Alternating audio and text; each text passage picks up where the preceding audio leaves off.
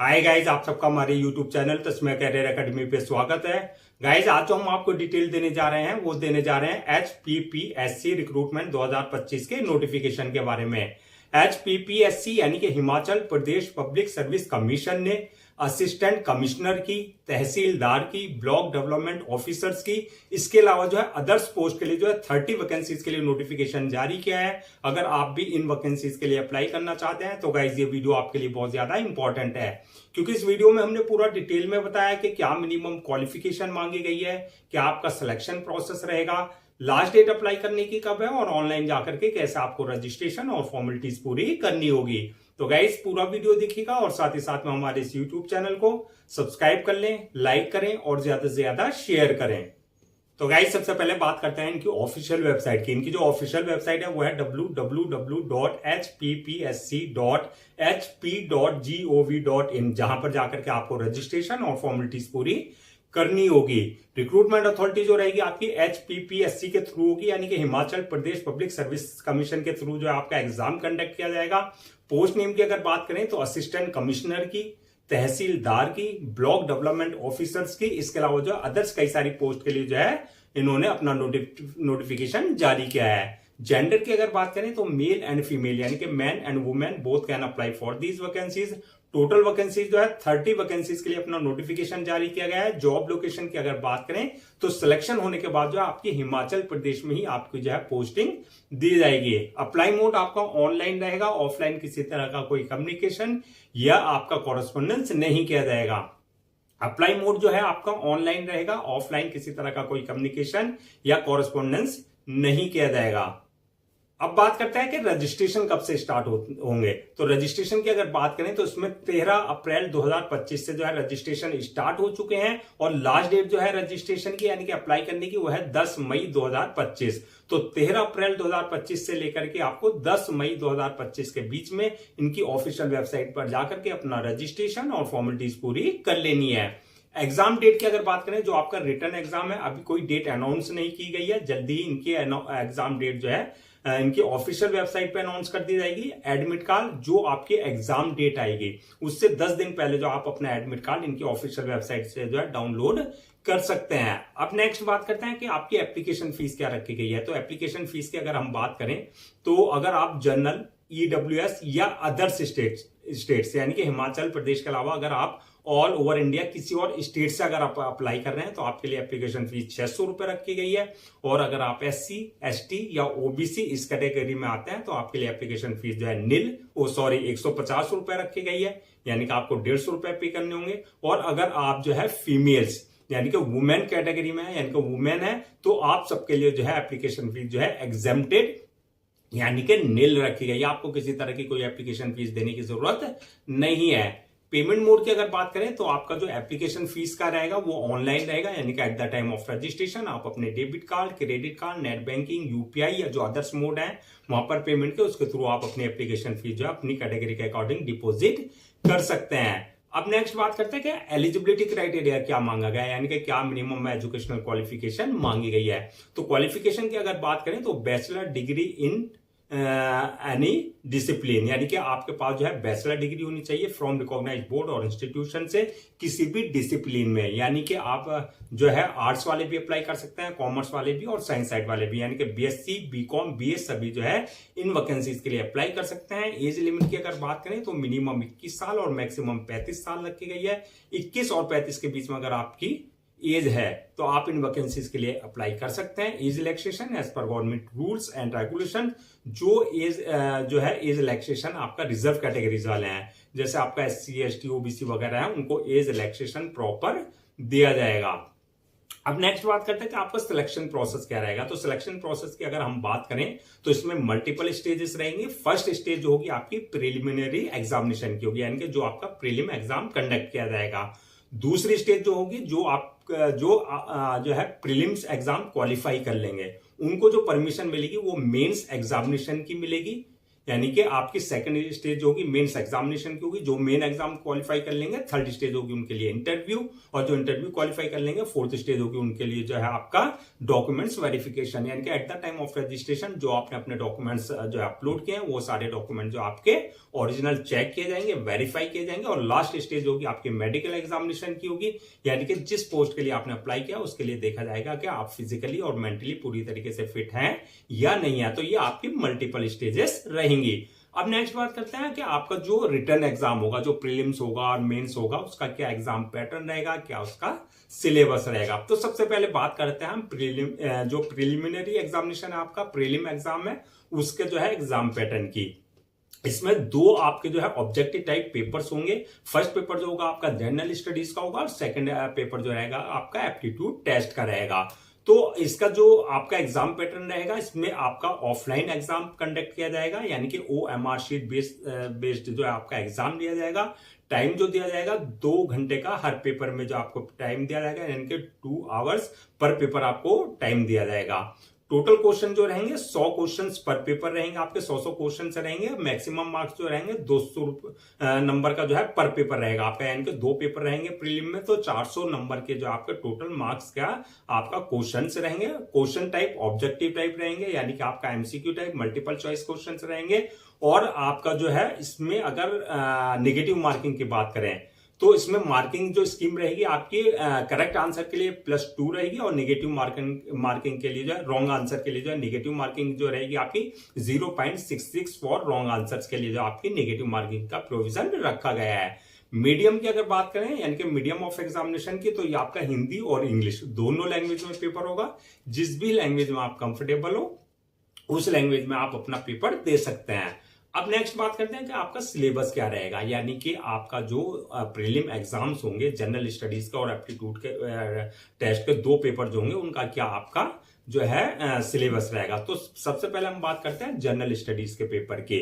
तो general studies में जो आपका ज्योग्राफी से क्वेश्चंस होंगे, हिस्ट्री से क्वेश्चंस होंगे, इकोनॉमिक्स से क्वेश्चंस होंगे, पॉलिटिकल साइंस से क्वेश्चंस होंगे, जनरल साइंस से क्वेश्चंस होंगे, जीके और करंट अफेयर्स से रिलेटेड क्वेश्चंस होंगे, यानी कि आपका जो है इससे रिलेटेड सारे क्वेश्चंस पूछे जाएंगे। इसके अलावा जो है अगर आप बात करें हम आपका जो है एप्टीट्यूड टेस्ट की, तो उसमें जो आपका क्वेश्चंस पूछे जाएंगे वो आपका लॉजिकल रीजनिंग से रिलेटेड क्वेश्चंस होंगे, एनालिटिकल एबिलिटी से रिलेटेड क्वेश्चंस होंगे, decision making and problem solving से रिलेटेड क्वेश्चंस होंगे। इसके अलावा जनरल मेंटल एबिलिटी से रिलेटेड क्वेश्चंस होंगे। यहां पर जो है अगर आपको इसके डिटेल सिलेबस में जाना है, तो यानी कि जो आपका वाइड सिलेबस है, तो उसके लिए जो आप इनके नोटिफिकेशन में जाकर के वहां पर पूरा सिलेबस टॉपिक वाइज जो आप अपनी प्रिपरेशन कर सकते हैं। अब बात कर लेते हैं मेंस एग्जामिनेशन की। जो प्रीलिम क्वालिफाई कर लेंगे उसके लिए जो है मेंस के लिए जो है नेक्स्ट स्टेज रहेगी। तो मेंस एग्जाम जो होगा वो भी आपका ऑफलाइन मोड में होगा, यानी कि आपका OMR शीट बेस्ड एग्जाम होगा। इसमें जो आपका ड्यूरेशन रहेगा, टाइम जो रहेगा पेपर को सॉल्व करने का, हर पेपर को 3 घंटे का आपका जो है पेपर को सॉल्व करने का टाइम दिया जाएगा। मैक्सिमम मार्क्स की अगर बात करें तो पेपर जो है इसमें कुछ पेपर्स आपके 100 मार्क्स के रहेंगे, कुछ पेपर आपके 200 मार्क्स के रहेंगे। तो और क्वेश्चन टाइप की अगर बात करें तो ये डिस्क्रिप्टिव टाइप, यानी कि आपका जैसे आपका ऐसे है या जनरल स्टडीज का पेपर है, ये आपका सब्जेक्टिव वाइज, यानी कि आपको डिटेल में आपको आंसर लिखने होंगे। ऑब्जेक्टिव और ऑप्शनल पेपर होंगे इसमें, यानी कि जो आपका ऑप्शनल पेपर होंगे वो ज्यादातर ऑब्जेक्टिव क्वेश्चंस होंगे उसके अंदर। इसमें जो कंपलसरी आपके क्वेश्चंस पेपर्स होंगे वो आपका इंग्लिश है, हिंदी है, एसए है, जनरल स्टडीज फर्स्ट, सेकंड और थर्ड पेपर रहेंगे, जो आपके लिए मैंडेटरी यानी कि कंपलसरी पेपर रहेंगे जो आपको देने होंगे। और इसके अलावा जो आपका ऑप्शनल सब्जेक्ट होगा, जो कि आपको अपनी चॉइस के अकॉर्डिंग, अपने जो है इंटरेस्ट के अकॉर्डिंग जो आपको चूज करना होगा, जो आपकी सब्जेक्ट्स की लिस्ट है उसके अकॉर्डिंग आप अपना एक जो है सब्जेक्ट चूज कर सकते हैं। मीडियम ऑफ एग्जामिनेशन की अगर बात करें मेंस की भी, तो ये आपका हिंदी और इंग्लिश दोनों लैंग्वेज में पेपर होगा। जिस भी लैंग्वेज में आपको कंफर्टेबल हो, इजी हो, उस लैंग्वेज में जो आप अपना पेपर दे सकते हैं। इसके भी आपको जो है जो इसका सिलेबस है वो आप जो है सिलेबस के लिए जो है आपका, चाहे वो प्रीलिम्स का है चाहे वो मेंस का है, इसका बहुत वाइड आपका जो है सिलेबस होता है। उसके लिए आप इनके नोटिफिकेशन में जो है जाकर के आप जो है टॉपिक वाइज अपनी प्रिपरेशन कर सकते हैं। इंटरव्यू जो होगा थर्ड, यानी कि मीन्स जो क्वालिफाई कर लेंगे, थर्ड स्टेज जो होगी उसके लिए इंटरव्यू की होगी, जो कि आपका इंटरव्यू कंडक्ट किया जाएगा। फाइनल मेरिट लिस्ट की अगर बात करें तो फाइनल मेरिट लिस्ट जो आपका रिटन एग्जाम्स हुए हैं वो प्लस आपका जो इंटरव्यू, उस बेसिस पे आपकी फाइनल मेरिट लिस्ट तैयार की जाएगी, यानी कि मेंस एग्जामिनेशन प्लस इंटरव्यू के बेसिस पे आपकी जो है फाइनल मेरिट लिस्ट तैयार की जाएगी। अब बात करते हैं सैलरी एंड अलाउंसेस की। तो सैलरी अलाउंसेस की अगर बात करें तो ये आपकी पोस्ट वाइज वरीज करेगी। वैसे जो सैलरी पैकेज रहेगा इसमें 56,100 से लेकर के 1,77,500 तक रहेगा, यानी कि आपका सिलेक्शन होने के बाद जो है आपका जो है जैसे जैसे आपका एक्सपीरियंस हो जाएगा उसके अकॉर्डिंग आपका इंक्रीमेंट और आपका जो है प्रमोशन होता रहेगा। अलाउंसेस और अदर्स बेनिफिट्स की बात करें, अलाउंसेस जैसे आपका डीए है, यानी कि डीएनएस अलाउंसेस है, एचआरए है, इसके अलावा जो अदर्स जो बेनिफिट्स है, यानी कि आपका पेंशन है, आपकी जो है मेडिकल फैसिलिटीज वगैरह, ये सारी जो है आपको एज पर गवर्नमेंट रूल्स एंड रेगुलेशन वो आपको जो है प्रॉपर सारी दी जाएंगी। अब बात करते हैं जो अगर हम इन पोस्ट वाइज जो है वैकेंसी जो 30 वैकेंसीज, अगर पोस्ट वाइज इनको हम ब्रेक डाउन करें, यानी कि किस पोस्ट के लिए कितनी वैकेंसीज रखी गई हैं, तो असिस्टेंट कमिश्नर के लिए जो है आपकी 10 वैकेंसीज रहेंगी, तहसीलदार की जो पोस्ट के लिए 9 वैकेंसीज रहेंगी, ब्लॉक डेवलपमेंट ऑफिसर्स के लिए 9 वैकेंसीज रहेंगी। इसके अलावा जो आपके एचपी एडमिनिस्ट्रेटिव सर्विसेज है उसके लिए जो आपकी 2 वैकेंसीज रहेगी। टोटल लगा करके आपकी 30 वैकेंसीज के लिए जो है इस तरीके से आपको फिल की जाएगी। नेक्स्ट बात करते हैं कि आपका अप्लाई करने से पहले क्या क्या आपको जो है सारे डॉक्यूमेंट्स अपने रेडी रखना है। तो डॉक्यूमेंट्स की अगर बात करें, जो आपके एकेडमिक सर्टिफिकेट्स हैं या जो आपके जो है ग्रेजुएशन यानी कि आपकी बैचलर डिग्री है, चाहे वो आपने सेमेस्टर वाइज किया है, चाहे वो आपने ईयर वाइज किया है, वो सारे डॉक्यूमेंट जो है आपको जो है 10th क्लास से लेकर के अपनी हायर डिग्री तक, जो हाईएस्ट डिग्री है आपकी, उस तक जो है आपको सारे जो है डॉक्यूमेंट्स अपने स्कैन कॉपी करा करके रेडी रखना है। इसके अलावा जो है आपका डेट ऑफ बर्थ सर्टिफिकेट, यानी कि अगर आपके 10th की मार्कशीट में डेट ऑफ बर्थ मेंशन नहीं है तो बर्थ सर्टिफिकेट आपके पास कंसर्न अथॉरिटी से होना चाहिए। इसके अलावा जो आपका कास्ट सर्टिफिकेट, यानी कि अगर आप किसी तरह का कोई SC ST OBC वगैरह का किसी तरह का कोई रिजर्वेशन ले रहे हैं कास्ट बेस पे, तो कास्ट सर्टिफिकेट आपके पास जो है कंसर्न अथॉरिटी से होना चाहिए। इसी तरीके से डोमिसाइल सर्टिफिकेट, इनकम सर्टिफिकेट होना चाहिए। इनकम यानी कि अगर आप EWS का किसी तरह का कोई रिजर्वेशन ले रहे हैं तो इनकम सर्टिफिकेट आपके पास जो है कंसर्न अथॉरिटी से होना चाहिए।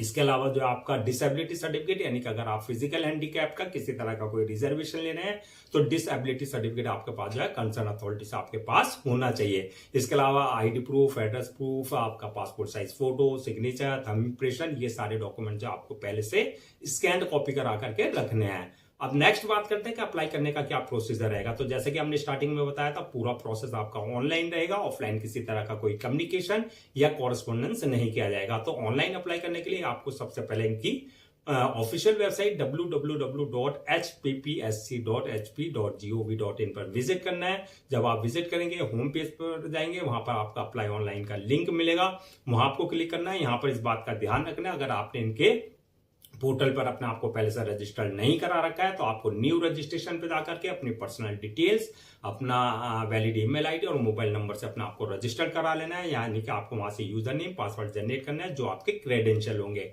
अगर आपने ऑलरेडी वहां पर अपने इनके पोर्टल पर अपने आपको रजिस्टर करा रखा है तो जो यूजर नेम पासवर्ड है आपका, यानी कि जो क्रेडेंशियल है, उससे आपको लॉग इन करना है। लॉग इन करने के बाद जो आपका एप्लीकेशन फॉर्म आएगा वहां पर आपको जो है पूरी अपनी पर्सनल डिटेल जो है एक्यूरेट फिल करनी होगी। जैसे आप वहां जो डिटेल्स मांगी जाएगी, आपका नाम, फादर नेम, मदर नेम, आपके डेट ऑफ बर्थ, आपके एकेडमिक क्वालिफिकेशन, आपका जो है किस पोस्ट के लिए आपने अप्लाई किया, ये सारी डिटेल्स जो है वहां पर आपको फिल करनी है। जब आप डिटेल्स फिल कर देंगे उसके बाद नेक्स्ट ऑप्शन आएगा आपका अपलोड योर डॉक्यूमेंट्स का, यानी कि जो आपके डॉक्यूमेंट्स है, एकेडमिक सर्टिफिकेट्स हैं, वो सारे डॉक्यूमेंट्स आपको अपलोड करने हैं। इसके साथ साथ passport size photo, signature, thumb impression, जो भी रिक्वायर्ड डॉक्यूमेंट्स हैं आपको उनके प्रेस्क्राइब्ड फॉर्मेट के हिसाब से, यानी कि डायमेंशन के हिसाब से अपने जो है सारे डॉक्यूमेंट जो अपलोड करने हैं। डॉक्यूमेंट्स अपलोड करने के बाद नेक्स्ट ऑप्शन आएगा मेक पेमेंट का, यानी कि जो आपकी एप्लीकेशन फीस है आपको अपनी जो है कैटेगरी के अकॉर्डिंग जो है आपको जो अपने debit card, credit card, net banking, UPI वगैरह के थ्रू जो है अपनी एप्लीकेशन फीस को डिपॉजिट करना है। एप्लीकेशन फीस डिपॉजिट करने के बाद जो है नेक्स्ट ऑप्शन आएगा आपका जो है फॉर्म को सबमिशन का, यानी कि सबमिट करने का, अपलोड करने का। तो फॉर्म को सबमिट करने से पहले जो है एक बार आपको रिव्यू वाले ऑप्शन में जाकर के पूरे फॉर्म को जो आपने फिल किया है उसे रिव्यू कर ले। रिव्यू करने के बाद जो है फॉर्म को सबमिट करने, और सबमिट करने के बाद जो है उसकी 1 या 2 कॉपी जो है प्रिंट आउट जरूर ले लें for your future reference, so that आपके पास जो है एक हार्ड कॉपी के रूप में एक ऑफिशियली रिकॉर्ड आपके पास हो जाए। तो गाइस ये थी आपकी Himachal Pradesh public service commission recruitment 2025 के नोटिफिकेशन के डिटेल्स। आई होप आपके सारे डाउट्स क्लियर हो गए होंगे। अगर अब भी आपको किसी तरह का कोई डाउट है या क्वेरी है या कंफ्यूजन है तो आप हमसे कमेंट सेक्शन में पूछ सकते हैं, हम उसका रिप्लाई जरूर देंगे। मैं एक बार फिर से आपको रजिस्ट्रेशन डेट और लास्ट डेट रजिस्ट्रेशन की रिमाइंड करा देता हूं सो दैट आप उसे नोट डाउन कर लें। रजिस्ट्रेशन जो स्टार्ट होंगे वो 13 अप्रैल 2025 से स्टार्ट होंगे और लास्ट डेट जो रहेगी रजिस्ट्रेशन की वो रहेगी आपकी 10 मई 2025। तो 10 मई 2025 से पहले पहले आपको उनकी ऑफिशियल वेबसाइट पर जाकर के अपना रजिस्ट्रेशन और फॉर्मेलिटीज पूरी कर लेनी है। गाइस हम आपके लिए जितने भी गवर्नमेंट जॉब्स हैं या गवर्नमेंट एग्जाम्स हैं उससे रिलेटेड जितने भी अपडेट्स होते हैं उस पर वीडियोस लेकर के आते हैं। इसके साथ साथ जो प्रॉपर कैरियर गाइडेंस पे आपके लिए वीडियोस लेकर के आते हैं। अगर आप भी चाहते हैं कि आपको प्रॉपर कैरियर गाइडेंस मिलती रहे, साथ ही साथ में आपको गवर्नमेंट जॉब्स और गवर्नमेंट एग्जाम्स के पूरे अपडेट्स मिलते रहे, तो आप लोगों से मेरी रिक्वेस्ट है आप हमारे इस यूट्यूब चैनल को सब्सक्राइब कर लें, लाइक करें और ज्यादा से ज्यादा शेयर करें।